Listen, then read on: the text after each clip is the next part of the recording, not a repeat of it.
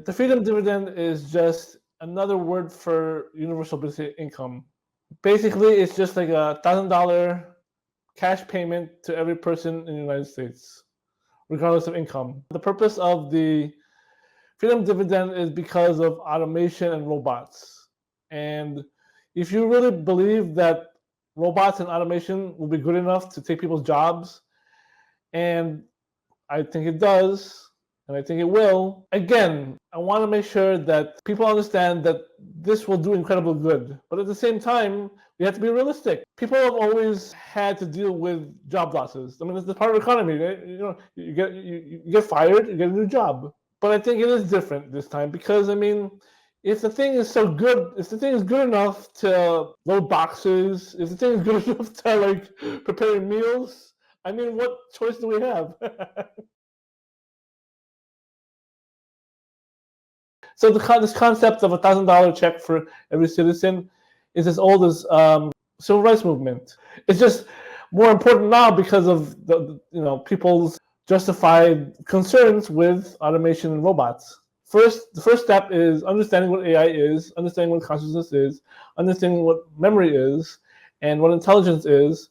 The second step is realizing that yes, it is different this time, and we have to address it differently. We have to be real with ourselves. And the third step is the whole point of my book was that if we marry emotional currency, social currency with material currency, we do that, especially if we have artificial intelligence that we really understand and we can really build it. Example, going back to why a freedom dividend is necessary. We all experience the fact that when we have like toddlers, we give toddlers an iPad, they immediately pick it up, right? If we give a person that's like 50, 60, 70 years old, they can't pick it up as easy. Do you really expect people that are 50, 60, 70 years old to understand like robotics immediately? Like young people can? I don't know. In my view, they can't. So that's the whole point of the freedom dividend. Admin and clerical work, retail and sales, food service and food prep, transportation, and manufacturing. Those 5 types of jobs take up 50% of the workforce. And those are the biggest things that automation and robots will take over. It's just a stopgap. It's a stopgap. It's not the end of the road. It's just a temporary fix until we marry emotional currency with material currency. And we can do it. People say we'll never be able to fly. we fly every day.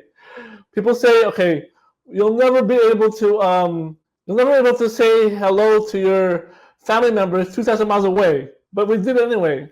That's the beauty of technology.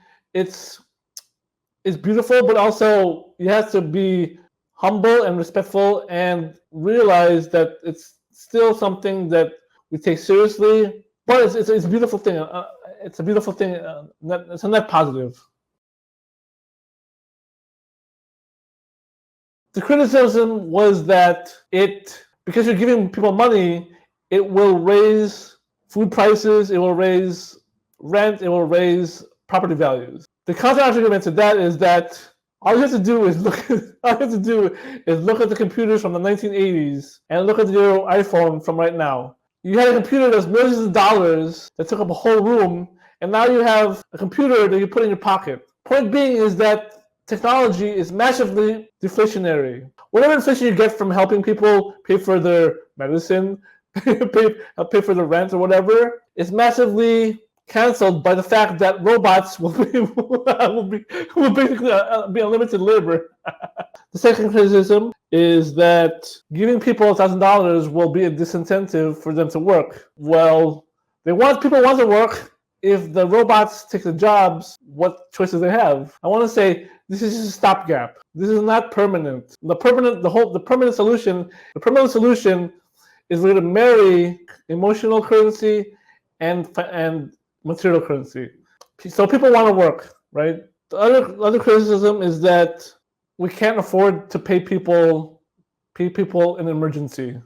And my argument to that is that We had a pandemic as an emergency. Of course, we can afford it.